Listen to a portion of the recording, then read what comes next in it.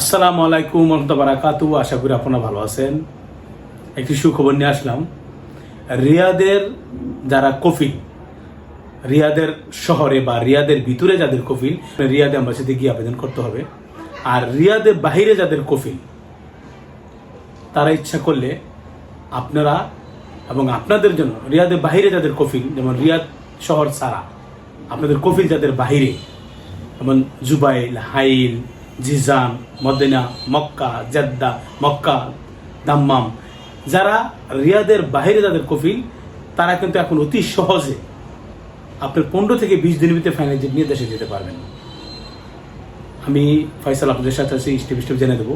বিশেষ করে আমাদের বাংলাদেশি যারা পুরান আছেন, নতুন আছেন, তারা অনেকেই জানে না যে কিভাবে আবেদনটা করতে হবে। এই আবেদনটা না জানার কারণে অনেকে 3 মাস, 4 মাস, 6 মাস আসে না। এবং অনেকে আমাকে কমেন্ট করেন, হোয়াটসঅ্যাপে নক দেন, কল করেন, বলে ভাই আমি তো আবেদন করে রাখছি, আজকে প্রথম মেসেজটাতে দ্বিতীয় মেসেজটা আসে নাই, বা আপনার এই আবেদন করার প্রক্রিয়াটা সঠিক না হইলে আসবে না। সঠিক কিভাবে করবেন, এবং বর্তমানে একটা সুযোগ দিয়েছে যে রিয়াদের বাইরে যাদের কফিল, তারা কিন্তু খুব দ্রুতরে ফাইনাল নিয়ে দেশে যেতে পারবেন। তো দ্রুতরে কীভাবে দেশে যেতে পারবেন ওইটাই আমি আপনাদের আজকে জানিয়ে দেওয়ার চেষ্টা করব। আমার পুরো ভিডিও জুড়ে থাকবেন। আর আমাকে ভালো লাগলে, আমার চ্যানেলটা ভালো লাগলে তারা সবসময় কমেন্ট করবেন, লাইক দিলে সবচেয়ে বেশি খুশি, আর সাপোর্ট দিবেন। আমি সবসময় চেষ্টা করি আপনাদেরকে সঠিক তথ্য দেওয়ার জন্য। এখন আপনি সৌদি আরবে আসছেন, আসার পর আপনি একামা পাইছেন। একামা পাওয়ার পরে আপনি নিজেও জানেন না আপনার কফিল কোন জায়গায়। রিয়াদ, যদি রিয়াদে আসেন আর আপনার একামা যদি রিয়াদে হয়, তাহলে কিন্তু এদের জন্য এই সুযোগটা না। এই সুযোগটা রিয়াদের বাইরেদের কফিল। এখন আপনি মদিনা আসছেন, মদিনা আসার পরে আপনার মদিনায় কামা হয়েছে, আপনার কফিল কিন্তু মদিনারই হবে। এখন আপনি জেদ্দা আসেন, জেদ্দাই কফিল আপনার হবে। আর যদি আপনি হেড অফিস হয় রিয়াদে, আর আপনাকে আনছে জেদ্দা, আপনার ইকামা বানাই দিছে, তাহলে আপনার অফিস হবে রিয়াদ। এখন আপনি কিভাবে বুঝবেন যে আপনার কফিল কোন শহরের, আপনার কফিল কোথায়? আপনি বোঝার সবচেয়ে সহজ উপায় হলো, আপনি যে কোনো মক্তবে যাবেন, মক্তবে তাদেরকে 20 রিয়াল বা 10 রিয়াল দিবেন, তারা আপনাকে বলে দিব। আর যদি আপনি এটাও না পারেন, তাহলে আপনার যে এফসার আছে, এফসারের যে ডিজিটাল একামাটা আছে, ওই ডিজিটাল একামাটা আপনি বাংলা করবেন। বাংলা করলে নিচে লেখা থাকবে আপনার কফিলের স্থান কোন জায়গায়। এখন আপনি আসার পরে আপনি কফালা হয়েছেন, যেমন আপনি রিয়াদে আসছেন, কফালা হয়েছেন মদিনা, রিয়াদ আসছেন, কফালা হয়েছেন জেদ্দা, আবা, জিজান, আপনার কফিল কিন্তু রিয়াদি রয়ে গেছে। এখন আপনি কফাল হয়েছেন, তাহলে আপনি কফিল কোন জায়গায়? আপনার রিয়াদে। তাহলে এটা ট্রান্সফার হয়েছে কিনা? অবশ্যই এটা যখন কফালা হবে তখন কিন্তু ট্রান্সফার হয়ে আসে, কিন্তু আপনার ভিসার যে কাগজ করবে রিয়াদে রয়ে গেছে। তো যারা এই প্রক্রিয়া আছেন, তারা কি করবেন?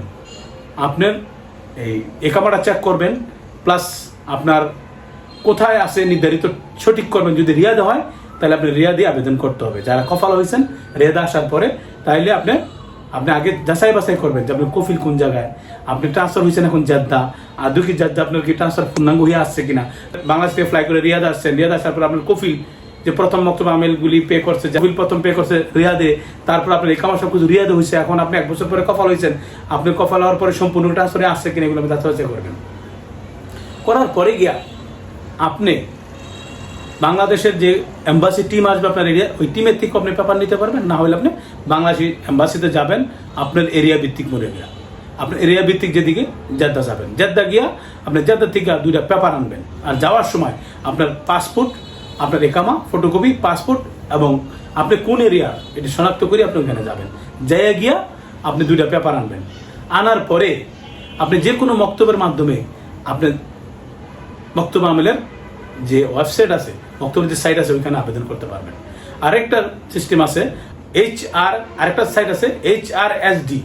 আপনি ওইখানে আনার পরে আপনার পেপারগুলি, যেরকম আপনি 2টা পেপার আনছেন, এরপরে দিকে আপনি কি করবেন, আপনার পাসপোর্টের ফটোকপি, একামার ফটোকপি, এগুলি সম্পূর্ণ আপনি সাবমিট করবেন HRSD যে অ্যাপস আছে ওইখানের মাধ্যমে। আবেদন করে যখন আপনি সাবমিট করবেন, সাবমিট সম্পূর্ণভাবে হবে। এগুলো আপনি যে কোনো মক্তবের মাধ্যমে করবেন, নিজে নিজে করলে অনেক সময় হয় না। মক্তবের মাধ্যমে করবেন, হ্যাঁ 20 রিয়াল 30 রিয়াল নিলে আপনার আবেদনটা করে দিব। করে যখন সঠিকভাবে হবে, তখন কিন্তু আপনার মক্তব আমেল থেকে আপনার একটা সাদ্দাত নাম্বার আসবে, আর নাইলে বারকোড আসবে। এই বারকোডটা স্ক্যান করবেন। স্ক্যান করার পরেই আপনি সম্পূর্ণ পেপারগুলি নিয়ে, যে আবেদন করছেন যে পেপারগুলি, তারপরে আবেদন করছে পেপারগুলি, এম্বাসির পেপারগুলি সম্পূর্ণ লেগে আপনি যাবেন কোথাতে জাওয়াজতে যাওয়ার পরেই আপনি যখন ফিঙ্গার দিবেন, ফিঙ্গার দেওয়ার 2 থেকে 1 দিনের ভিতরে কিন্তু আপনার ফাইনাল ডেটা চলে আসবে। এই সম্পূর্ণ প্রক্রিয়াটা কিন্তু 15 থেকে 20 দিনের ভিতরে হয়ে থাকে। যদি আপনি সঠিক কোনো রাস্তা দিয়ে করেন বা সঠিক লোকের মাধ্যমে করেন, সঠিক অফিসের মাধ্যমে করেন, তাহলে কিন্তু আপনার দ্রুত কাজগুলো হয়ে যাবে। আর নিজে নিজে কোনো সময় হয় না। আর আপনার কফিল কোন জায়গা, আপনার এরিয়া কোন জায়গা, এগুলি না জানার কারণে অনেক সময় দেরিতে হয়। তো যারাই বারবার আমাকে প্রশ্ন করেন বা সঠিক নিয়ম জানার জন্য চেষ্টা করেন, আপনারা ফলো করেন, ইনশাআল্লাহ আপনারা সাকসেস হবেন। আজকে পর্যন্তই, দেখানোর খোদা হাফেজ।